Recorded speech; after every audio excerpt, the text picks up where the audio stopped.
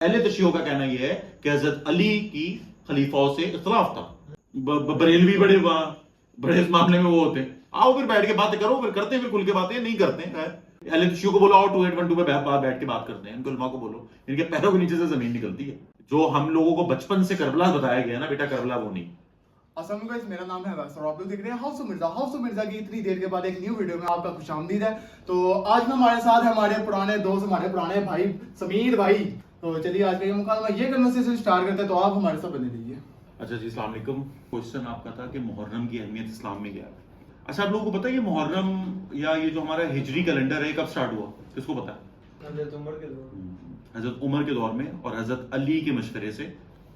اور حضرت عثمان کا مشورہ تھا کہ محرم کو پہلا مہینہ ہجری کا کہا جائے. حضرت عمر فاروق کے دور میں بات سٹارٹ ہوئی حضرت علی کے مشورے سے. سب سے پہلے تو دیکھو انہوں نے ہجرت کو نا ایک بینچ مارک بنایا, کیونکہ جب ہجرت مدینہ ہوئی نا تو اس کے بعد اسلام کو صحیح عروج ملا, ورنہ اس سے پہلے تو 130-135 لوگ مسلمان تھے. ٹھیک ہے, تو اس کو بینچ مارک بنایا گیا ہجرت کو ہی. اس کے بعد سے ہی اسلام کا عروج شروع ہوا, جس میں ساری آپ کی غزوہ خندق, غزوہ تبوک اور غزوہ بدر وغیرہ سب باری باری. ہجری کیلنڈر, اچھا لیونر اور سولر کیلنڈر ہمیشہ سے تھا, اس میں 12 مہینے تھے, اور لونر میں بھی سولر میں بھی. قرآن کے اندر بھی 12 ہی مہینوں کا ذکر آیا گیا, ٹھیک ہے, جس میں سے 4 مہینوں کو تھوڑا احترام والا مہینہ کہا گیا. ایون کہ اسلام سے پہلے ان 4 مہینوں کے اندر جب آپ اسے میچ کرتے ہو, ان 4 مہینوں کے اندر بھی ان مہینوں میں احترام ہی کہا گیا تھا, جس میں ایون کہ جنگیں بھی نہیں ہوتی تھیں.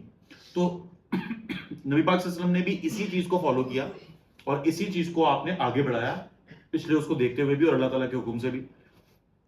وہ 4 مہینے کون سے ہیں؟ سب سے پہلے تو ادھر آؤ, ذوالقعدہ, ذوالحج, محرم, رجب. میں بھی یہ پڑھ رہا تھا نا تو مجھے لگا تھا رمضان کا نام آئے گا, لیکن رجب. ان 4 مہینوں کے اندر جنگ کرنے سے اور کسی بھی معاملے اس طرح کے معاملوں سے نا, جو لڑائی جھگڑے جنگوں کتار کے معاملوں سے منع کیا گیا. تو یہ تو 4 احتراماً مہینے ہیں. اس سے بھی محرم کی فضیلت دیکھ لو کہ ان 4 مہینوں میں آتا ہے محرم.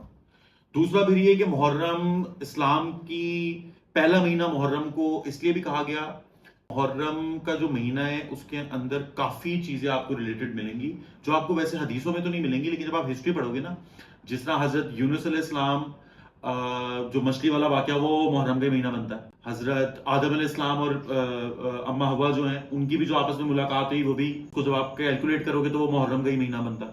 تو محرم کی فضیلت تو دیکھو ویسے ہی بہت ہے. اس کے بعد بات یہ آ جاتی ہے پھر بے شک جو واقعہ کربلا ہوا حضرت امام حسین کی شہادت کے بعد, تو اس کو ایک ایسا درجہ مل گیا کہ محرم تو ایک الگ سے اس کو دیا جاتا ہے. لیکن ہاں جہاں تک بات ہے نا محرم کی احترام کی, دیکھیں احترام تو جس طرح ہم نے بتا دیا 4 مہینوں کا ذکر آیا ہوا ہے کہ وہ بڑے احترام ہیں. کون کون سے؟ ذوالقعدہ, ذوالحج, محرم اور رجب, ٹھیک ہے. لیکن ہمارے یہاں جو یہ کانسیپٹ بنا دیا گیا نا کہ محرم میں شادی نہیں رکھنی, محرم میں کوئی بھی خوشی کا تہوار نہیں منانا, دیکھیں ایسا کہیں پہ بھی نہیں ہے. اگر تو آپ محرم کے اس کے اوپر آ رہے ہیں تو بے شک دیکھیں امام حسین سے ہم بہت محبت کرتے ہیں, لیکن اگر آپ کہیں گے کہ اگر ہمارے لیے دنیا میں سب سے بہتر شخص کون ہے, سب سے اول ترین شخص کون ہوتے ہیں, تو آپ اس کو لیے ہم لوگ کیا نام لیں گے؟ نبی محمد صلی اللہ علیہ وسلم کا. تو ان کے مہینے کو بھی پھر اس طرح کرنا چاہیے تھا, نہیں کیا. اسی طرح اور کتنے صحابہ جنہوں نے, حضرت عثمان, حضرت عمار, اور کتنے صحابہ, حضرت عثمان, حضرت عمار, حضرت انس بن مالک, حضرت اویس, کتنے صحابہ تھے جن کی شہادتیں ہوئیں. تو یہ اس کے بیس پہ تو نہیں, لیکن ہاں جو محرم کو ایک بہت زیادہ فضیلت ملی جسے اہل تشیع بڑا کنٹینیو کرتے ہیں, اور اہل تشیع اس کو بڑا ساتھ ساتھ لے کے چلتے ہیں, وہ اس کو محرم کی بیس کے اوپر لے کے چلتے ہیں. لیکن ہاں احترام تو ہے, جس طرح میں نے آپ کو بتا دیا ان 4 مہینوں میں جس کے اندر احترام آتا ہے. پھر محرم کے اندر ایک اور چیز بڑی مین چیز ہے جو عاشورہ جسے ہم کہتے ہیں, عاشورہ کی جو رات اور دن ہوتا ہے, ٹھیک ہے, وہ کون سا کہلاتا ہے؟ 10واں محرم. آپ کو پتا ہے 10ویں محرم کا روزہ پہلے فرض تھا, رمضان آنے سے پہلے تھا, ٹھیک ہے. اور آپ کو حدیث میں بھی یہ چیز ملے گی کہ نبی پاک صلی اللہ علیہ وسلم رمضان کے روزے اور محرم کے روزوں کا, 10ویں محرم کے روزے کا بہت اہتمام کرتے تھے. اور جتنے اہتمام سے یہ روزے رکھتے تھے نا, آپ نے باقی کبھی بھی اور روزے نہیں رکھے اس اہتمام سے. ویسے تو آپ نبی پاک صلی اللہ علیہ وسلم جمعرات کا اور پیر کا بھی روزہ رکھتے تھے, لیکن اس کا بہت اہتمام کرتے تھے. اب یہ جو 10واں محرم ہے نا شورا, جس کی وجہ سے محرم کو بہت فضیلت اور مل جاتی ہے, اس کے لیے ایک سب سے مین ریزن یہ بھی ہے کہ یہودی 10ویں محرم کا روزہ رکھتے تھے. جب آپ صلی اللہ علیہ وسلم مدینہ گئے نا, وہی ہجرت کا وقت, ہجرت کے بعد, کیونکہ اسلام کا مین عروج, کیونکہ بینچ مارک بنا دیا گیا نا ہجرت کو, تبھی وہ بینچ مارک بنا دیا گیا کہ اس کے بعد ہی ہمارے اسلام کا عروج ہے. ورنہ اس سے پہلے تو اسلام نے بتایا مدینہ میں تو 135 سے 130 صحابہ تھے بس, جب تک آپ مدینہ ہجرت کر کے نہیں گئے اور پھر اس کو عروج نہیں ملا. تو نبی پاک صلی اللہ علیہ وسلم جب مدینہ آیا تو نبی پاک صلی اللہ علیہ وسلم وہاں یہودیوں وغیرہ سے ملے, تو انہوں نے ان سے پوچھا کہ آپ یہ روزہ کیوں رکھتے ہو. تو اس میں 3-4 روایتیں ہیں.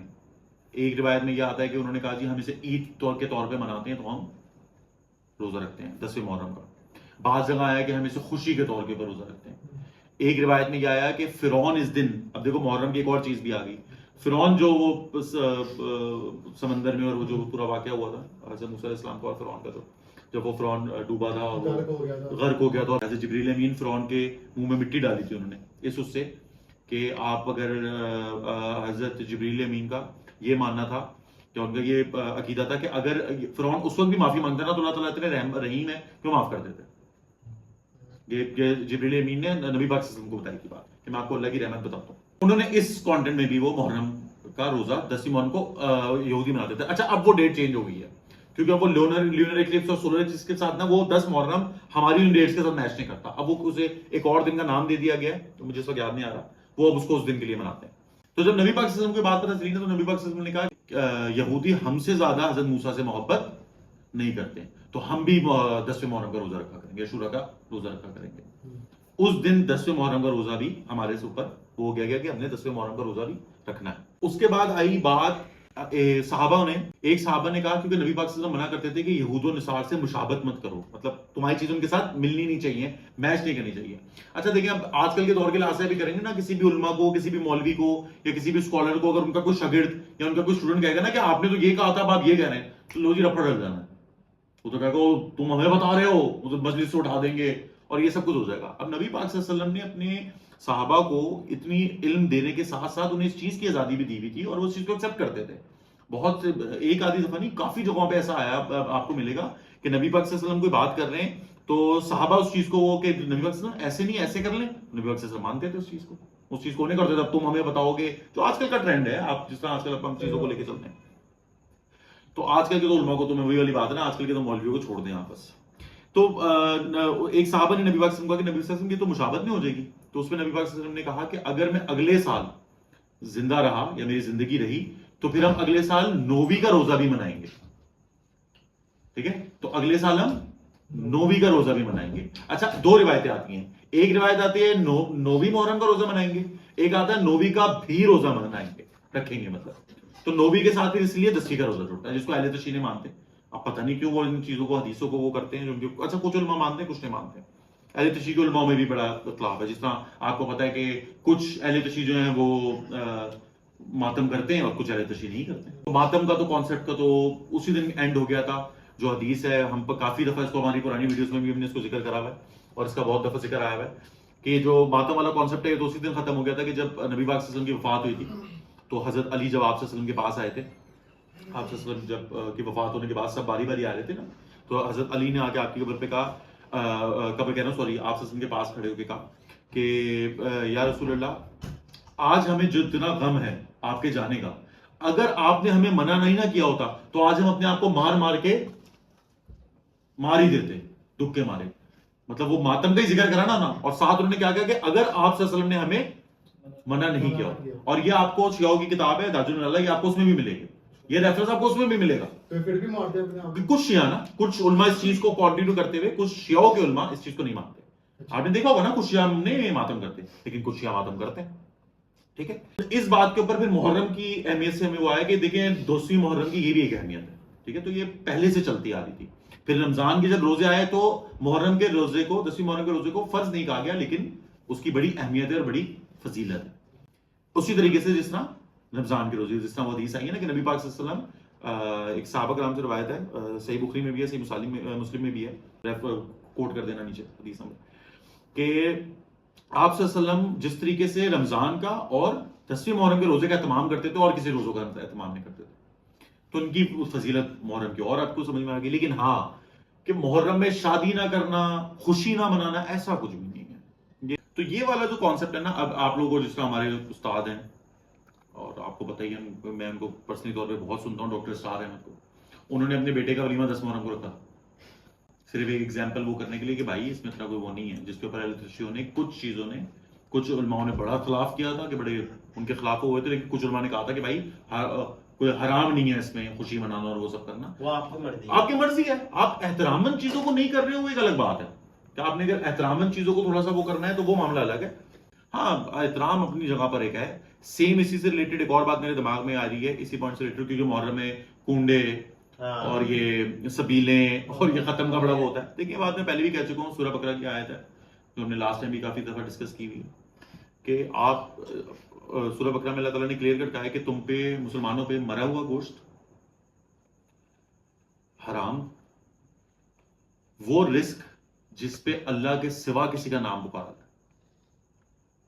جائے, سور حرام کرا دیتی ہے, ٹھیک ہے. تو وہ رزق جس پہ اللہ کے سوا کوئی نام پکارا جائے. اب دیکھیں اب یہ جو اگر تو یہ جو نیاز ہو گئی یا یہ ہوتی ہے جو ختم ہوتا ہے, اب دیکھیں اگر تو آپ مسلمان ہونے کے حیثیت سے تو ہم اس چیز کو ڈینائی نہیں کر سکتے اور اس کی بےدبی بھی نہیں کر سکتے, جو میں ہمیشہ کہتا ہوں. جس میں ایک حدیث اور بھی ہمیں ملتی ہے, اما عائشہ حضرت عائشہ نے ایک دفعہ نبی پاک صلی اللہ علیہ وسلم نے کہا کہ یہ کچھ مسلمان ہیں, ان کے گھر سے نا تحفے آتے ہیں کھانا کے طور پہ, تو یہ نئے نئے مسلمان ہوئے ہیں, یہ پتہ نہیں ذبح صحیح طرح کرتے کہ نہیں. اچھا ایک اور چیز میں کریکٹ کر دوں, ہم لوگ لفظ بولتے ہیں ذبح, یہ زیر کے ساتھ ذبح نہیں ہے, یہ زبر کے ساتھ ذبح ہے. تو وہ پتہ نہیں کس طرح ذبح کرتے ہیں جانور کو, کیونکہ آپ اگر اللہ کا نام لیے بغیر کسی اور سورہ بقرہ کی آیت کے مطابق کہ اگر اللہ کے علاوہ کسی اور کا نام پکارا جائے گا اس پہ تو وہ حرام ہو جائے گا, اس لیے مسلمان اس پہ حلال کرتے ہوئے بھی تکبیر پڑھتے ہیں, اللہ کا نام پڑھتے ہیں. اللہ اکبر.